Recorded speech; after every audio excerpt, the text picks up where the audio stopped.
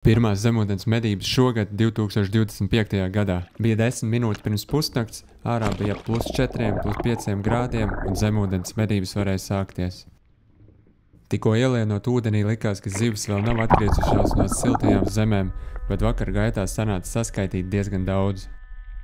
Parasti šajā karjerā zivs uzturās diezgan seklā dziļumā, bet šoreiz likās, ka tās bāzējas vairāk dziļākās vietās. Tā kā šeit, kur pazūd zāles, dziļums ir ap 4–5 metriem. Un es teiktu, ka zivis bija arī diezgan tramīgas, kā šeit kaut kur aptuveni 2 kg liela līdeka, un es baigi tuvu nemaz viņai nevarēju tikt. Galīgi pretēji līdekām karūsas, manuprāt, ir vislielākās šķilotājs, jo paskatieties, cik tuvu te var viņai piepeldēt, un citos kadros es mēģināšu viņu pat noķert ar roku. Šādu skatu es arī redzēju pirmo reizi, kad līnis ir tā aizmidzis, kad viņš krīt uz sāniem. Un tad es domāju, viņš vispār ir dzīvs, bet beigās jau pamodās.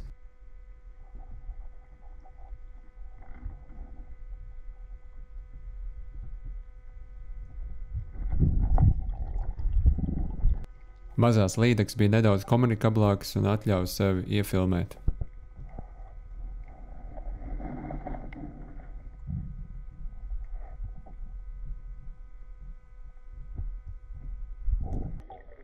Te es pielavījos vēl vienai karūsai un nedaudz viņai pakastināju spūru ar harpūnu, viņa nereaģēja, un tad es mēģināju viņu noķert ar roku.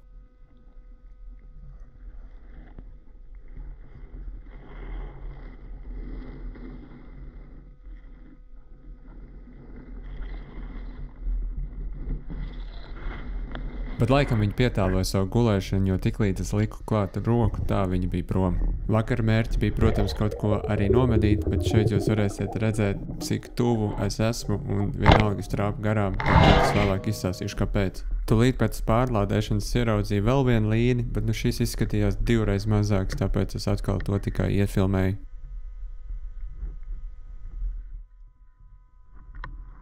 Un tad man pēkšņi pievērs uzmanību kaut kas balts kustās zem ūdens, un es no sāpuma nesapratu, kas tas ir, un arī šādu veidu līdeku es nebiju redzējis, kad ir nokosta aste, un viņi mierīgi peld, un tas nebija svaigs kodums, tā kā viņi jau kādu laiku tā peld. Visticamākais to izdarīja kāds ūdrs, jo es neticu, ka tas ir kāds putns, piemēram, kormorāns vai kas cits, jo tā nokosta aste, es domāju, var tikai tāds plēsīgs zvers. Līdeks jau beigās bija daudz, bet visas standarta 500 gramu izmērā.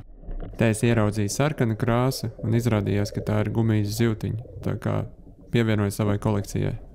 Jā, un beigās šī gumijas zivtiņa bija mans vienīgais loms, jo izrādās, ka man harpūnai bija saliekta bulta, un tāpēc arī šāviena gāja garām. Tagad nomainīšu bultu un cerams, ka viss būs ok.